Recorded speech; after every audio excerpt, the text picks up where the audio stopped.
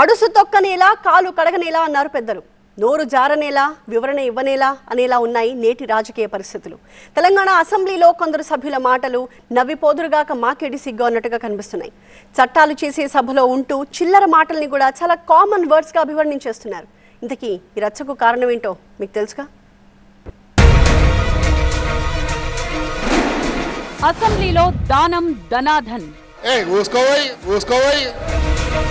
మాజీ మంత్రి mass warning తో దుమారం.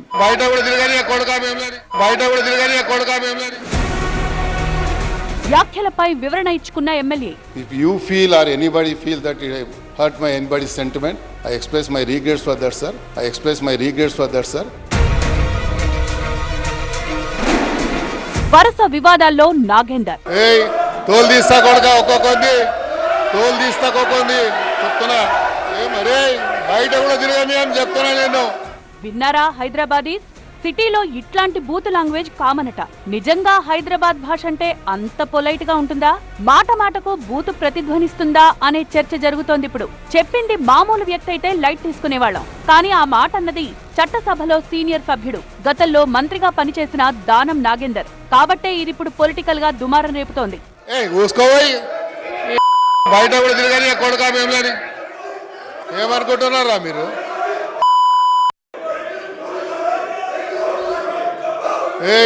తోలు తీస్తా కొడక ఒక్కొక్కంది తోలు తీస్తా కొక్కంది చెప్తున్నా తోలు తీస్తా మరే బయట కూడా తిరగని అని చెప్తున్నా నేను.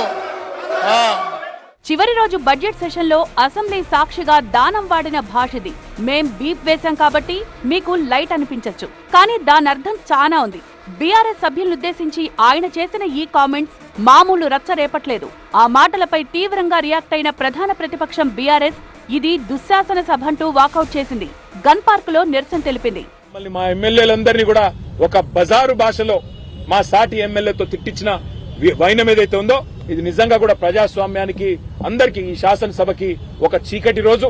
నిజంగా కూడా ఒక దుర్మార్గమైన పద్ధతుల్లో నిన్న మొన్న మా అక్కలను అవమానించారు.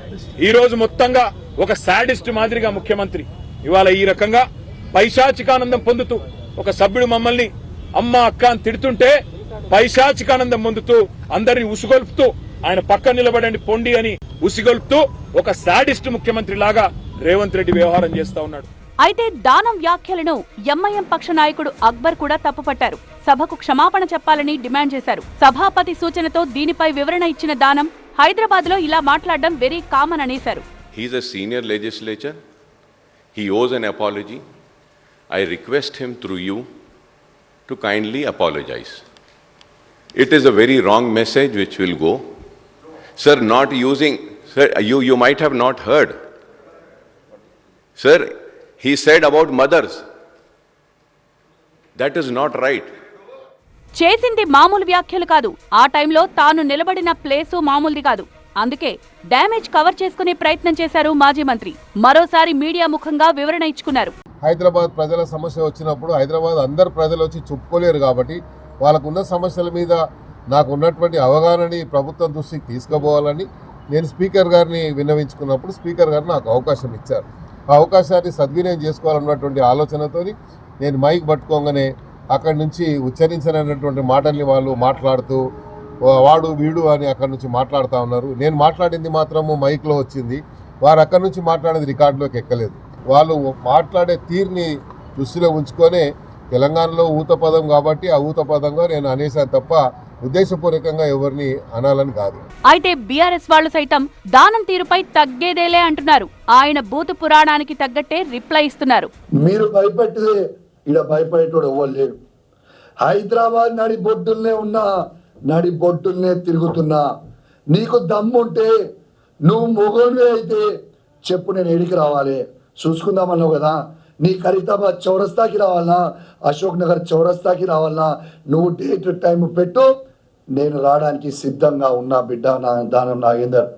నీ రౌడీజం చేస్తా అంటే భయపెట్టిస్తే ఈడ ఎవ్వడు కూడా నీతో భయపడేటోడు లేడు అని దానం నాగేందర్ గారిని హెచ్చరిస్తా ఉన్నాను. మనందరం కూడా కాంగ్రెస్ పార్టీలు ఉన్నప్పుడు ఇట్లాంటి పిచ్చి కూతలు నువ్వు కూసినప్పుడు ఉప్పల్లో నిన్ను మా ఉప్పల్ లక్ష్మారెడ్డి గారు, సుధీర్ రెడ్డి గారు, ఎల్బీ నగర్ సుధీర్ రెడ్డి గారు నిన్ను ఉరికిచ్చింది మర్చిపోయినావా? మళ్ళొక్కసారి కావాలా నీకు? ఇక్కడ ఉన్నది కేసీఆర్ నాయకత్వంలో, ఇక్కడ ఉన్న మేము అందరం కూడా శిష్యులము, కేసీఆర్ గారి శిష్యులము. నువ్వు భయపెట్టిస్తే బెదిరిస్తే భయపడేటోడు ఎవడు ఉన్నాడో, తస్మాత్ జాగ్రత్త. అయితే ఇదంతా చూస్తుంటే దానం చుట్టూ పెద్ద రాజకీయ దుమారమే ముసురుకున్నట్టు స్పష్టమవుతోంది. గతంలో టీడీపీ నుంచి కాంగ్రెస్ లోకి, ఆ తర్వాత కాంగ్రెస్ నుంచి బీఆర్ఎస్ లోకి వచ్చిన దానం మొన్నటి ఎన్నికల్లో బీఆర్ఎస్ ఎమ్మెల్యేగా గెలిచారు.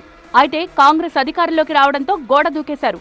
దీంతో ఆయనపై అనర్హత వేటు వేయాలంటూ స్పీకర్ కు ఫిర్యాదు చేసిన బీఆర్ఎస్ కోర్టుకు కూడా వెళ్లింది. ఫిరాయింపుల వ్యవహారంలో సుప్రీంకోర్టు గత తీర్పుల ప్రకారం దానంపై అనర్హత వేటు తప్పదని ధీమాగా చెప్తోంది బీఆర్ఎస్. నీకు ఇజ్జత్ ఉంటే, సిగ్గుంటే, శరం ఉంటే, లజ్జా మానం ఉంటే కేసీఆర్ గారు పెట్టిన భిక్ష అది నీకు ఎమ్మెల్యే పదవి. నీకు దమ్ముంటే రిజైన్ చేసి పార్టీ మారు, రిజైన్ చేసి పార్టీ మార్చి వేరే పార్టీ నుంచి వచ్చి గెలిచినాక మాట్లాడు. సిగ్గు లేకుండా మా బీఫామ్ మీద గెలిచి నువ్వు మాట్లాడుతున్నావు, ఇష్టం ఉన్నట్టు మాట్లాడుతున్నావు. నువ్వు మేము సవాల్ వేస్తున్నాం, నువ్వు రిజైన్ చేసి మళ్ళీ పోటీ చేయి. కానీ నువ్వు ఆడ నుంచి ఉండి మా శాసనసభ్యులని మమ్మల్ని బెదిరిస్తే భయపడేటోళ్ళు ఎవరు లేరంతే. దానం విషయంలో బీఆర్ఎస్ ధీమాకు కారణం లేకపోలేదు. అందరి ఫిరాయింపులు వేరు, దానం ఫిరాయింపు వేరయ్యా అన్నట్టు బీఆర్ఎస్ నుంచి ఎమ్మెల్యేగా గెలిచి కాంగ్రెస్ కండువా కప్పుకోవడమే కాదు, వెంటనే వచ్చిన ఎంపీ ఎన్నికల్లో కాంగ్రెస్ అభ్యర్థిగా సికింద్రాబాద్ నుంచి బరిలో నిలిచారు. దీంతో ఆయనపై వేటు పడేందుకు అన్ని అవకాశాలు ఉన్నాయంటోంది గులాబీదళం. ఇప్పటికే పార్టీ జంపింగ్ విషయంలో జనం నోళ్లలో బాగా నానుతోన్న దానం తాజాగా తన భాషతో వివాదంలో చిక్కుకున్నారు. ఫిరాయింపుల నుంచి నేటి మాటల రచ్చదాకా ముసురుతోన్న వివాదాల నుంచి దానం ఎలా బయటపడతారన్నదే ఆసక్తి రేపుతోంది.